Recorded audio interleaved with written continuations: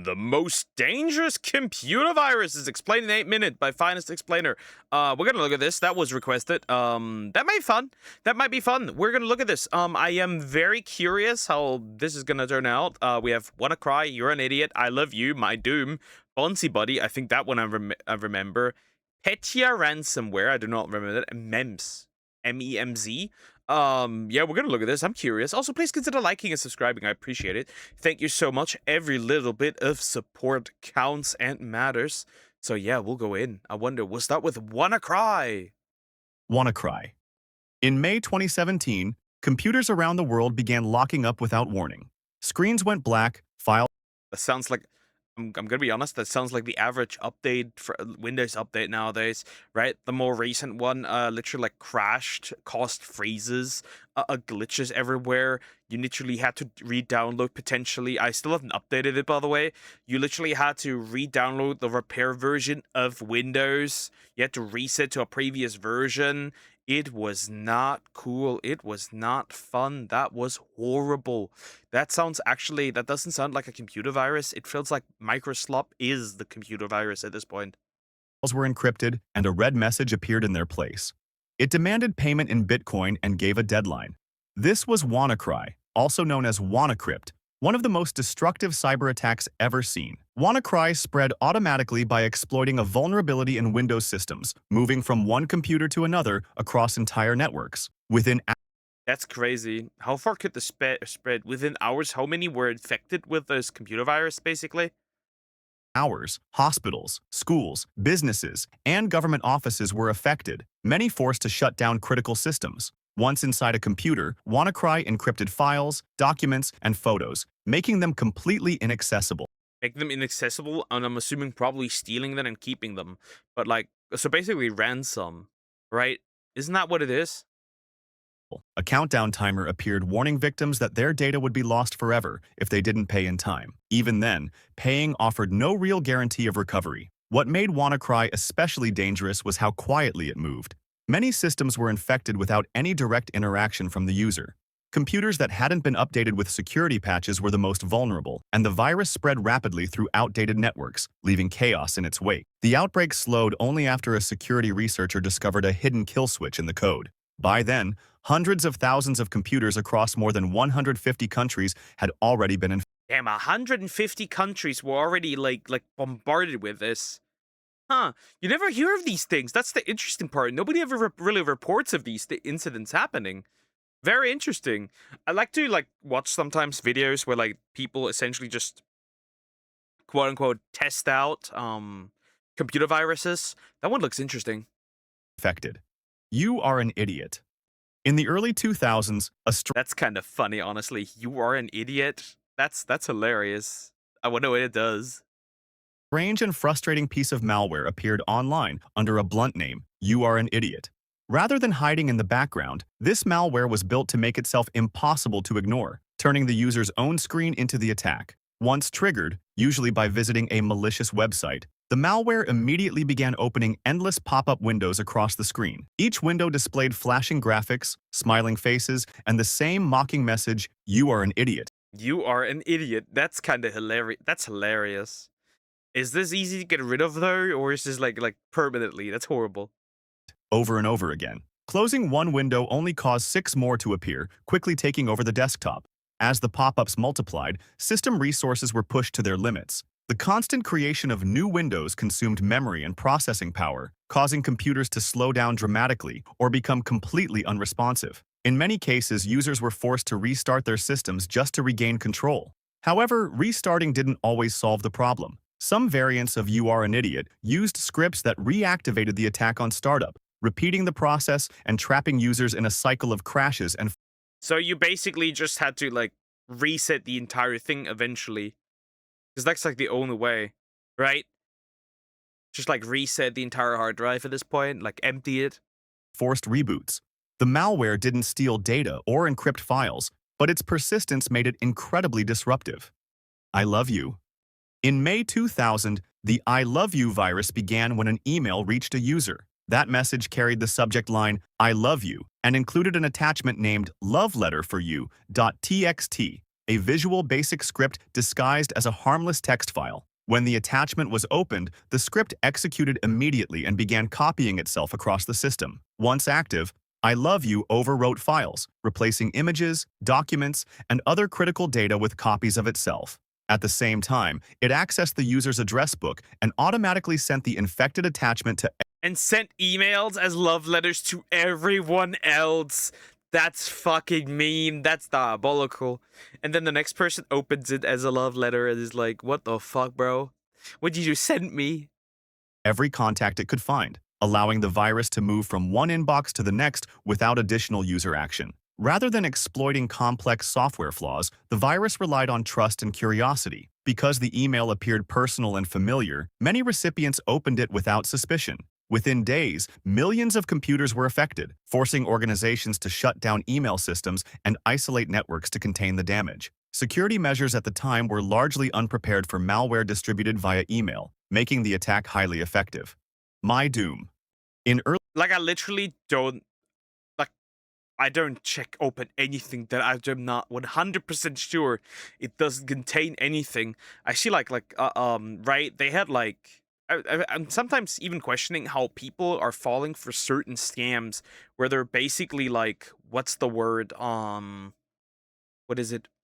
They basically, right, simplified, they lose their access to their account, Twitter account, Discord account. I'm like, how do you fall for these like messages and like links? I'm not opening anything I'm not verified is actually real. 2004, My Doom appeared and quickly became one of the fastest-spreading computer worms ever recorded. Instead of relying on user interaction, My Doom was designed to spread automatically, using email and network connections to move from one computer to another at an unprecedented speed. Once a system was infected, Doom.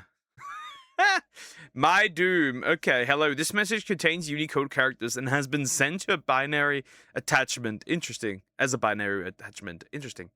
My Doom scanned the computer for email addresses stored in files, address books, and cache data.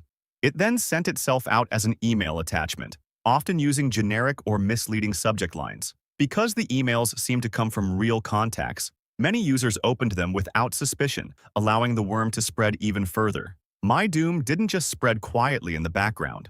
It consumed system resources, slowed down computers, and caused noticeable performance issues. In many cases, infected machines became unstable, with users experiencing freezes or unusually high network activity. One of My Doom's most disruptive behaviors was its use of infected computers to launch large-scale DDoS attacks. These attacks flooded targeted websites with massive amounts of traffic, temporarily knocking major online services offline and demonstrating how malware could be used Nuking Google and Microsoft. That's kind of interesting. as a weapon rather than just a nuisance. At its peak, My Doom is estimated to have caused around $38 billion in total $38 billion, I'm assuming, in damage. Ooh, back in 2004, huh? Ooh, that's cruel. damages worldwide, making it one of the most costly cyber attacks in history. My Doom also opened a backdoor on infected systems, allowing remote access without the user's knowledge. This meant compromised computers could be controlled from the outside, further expanding the worm's reach and potential damage. Bonzi Buddy. In the early That one I'm aware of. The Bonzi Buddy, that one I'm aware of. The monkey. 2000s, an application named Bonzi Buddy appeared on home computers. At first glance, it looked like a harmless desktop companion designed to help users browse the internet, tell jokes, and manage basic tasks. Bonzi Buddy would greet you when you turned on your computer, offer tips, and sometimes even sing songs. Its cartoonish voice and wiggly animations made it seem more like a quirky friend than a threat. But behind the friendly exterior, Bonzi Buddy was far from innocent. The software collected personal information, tracked browsing habits, and displayed intrusive ads. It could slow down computers and Well, the ads are a bit mean, but like, honestly, I feel like they're checking that anyways, even without any malware. So like, doesn't really make any difference now, does it? It doesn't really make any difference now, does it? It's practically almost the same. install unwanted programs. While it was technically a helper, Many considered it malware because of how aggressively it collected data and interfered with normal computer use. Bonzi Buddy became infamous not just for its spying, but also for how persistent it was. Even after uninstalling it, leftover files and settings could remain on the system and affect performance. Over time, antivirus programs flagged it as malicious, and its popularity quickly faded. Petya ransomware. Petya ransomware was identified in 2017 and operates at the system level rather than the file level. Unlike typical ransomware that encrypts individual files, So it's at the system itself. That means it can cause a lot more damage than like malware that operates on the file level. Huh. I wonder. Petya targeted the master boot record, taking control of the entire system. Once infected, the computer would restart and display a fake check disk screen, simulating a disk check. Then, a skull appeared, flashing white and red colors, along with a message instructing users to press any key. Only then did the ransomware reveal that the files were fully encrypted and inaccessible, demanding payment in Bitcoin to regain access. Petya spread mainly through email attachments, infected documents, and network vulnerabilities. It could move quickly. Well, now I have a question though, honestly. You gotta be kind of stupid in 2017 for that to click anything in an email that you don't know of where it comes from. Quickly across connected computers, locking entire networks and preventing access to essential files. The ransomware was particularly effective against systems that had not been updated or protected with strong security measures, showing how a single exploit could compromise multiple machines at once. Petya did not target individual files selectively. Instead, it took over the system entirely, making recovery without proper backups extremely difficult. Organizations, businesses, and critical infrastructure were affected, often leaving users unable to access programs or data for hours or even days. Memes. Memes first appeared in 20. Memes. Here we go. I wonder what that one is. So yeah, it's a it's a Trojan. Trojan. That's very interesting. I wonder. This sounds like you download a meme and now you're getting like obliterated. That okay, so the idiot one was funny, but let's see if this one's funny. 2016 and quickly became known as one of the most chaotic pieces of malware ever created. It wasn't built to steal data or make money. Memes was designed to demonstrate how far system control could be pushed, turning a normal computer into a non-stop cascade of errors and disruptions. Memes was typically downloaded and executed by users themselves. Before running, it displayed two clear warning messages stating that serious system damage would occur. Despite this, many people proceeded out of curiosity. Once activated, memes began triggering. So you're just like stupid. But why would you do that? Why would you risk your your laptop, PC, whatever, just to do that? A series of actions across the system. Random pop-up messages appeared, windows started moving on their own, the colors invert, and system sounds played without warning. As the infection continued, memes interfered with basic system functions. Keyboard input became unreliable, screen effects intensified, and common commands stopped behaving normally. The malware deliberately stacked these effects, making the system increasingly difficult to control while still remaining technically alive. At the end of the attack, memes overwrote the master boot record. Once this happened, restarting the computer became impossible, meaning you could no longer use the computer. Practically, to keep it very simple, memes overwrote the entire thing, and then you just probably just saw like the cat thing the entire time is what I'm assuming. So my favorite one was probably the "you're an idiot" because like it's like kind of hilarious that like just being spammed with like "you're an idiot." You went on this website that was malicious, and you are a dumbass, and you are getting punished for your basically your dumbassery, which it practically was, right? That's very interesting. Overall, though, some of these were preventable. Like this one's preventable, obviously, because like you actively have to do it, right? It wants you to do it, and you press it. Overall, though, I find it interesting that people still like believe some spam mails or like fake mails. Um, then again, I'm very paranoid about this thing, so there's that. Anyways, thank you for watching. Please consider liking, subscribing, and I'll see you in the next one. Take care, guys.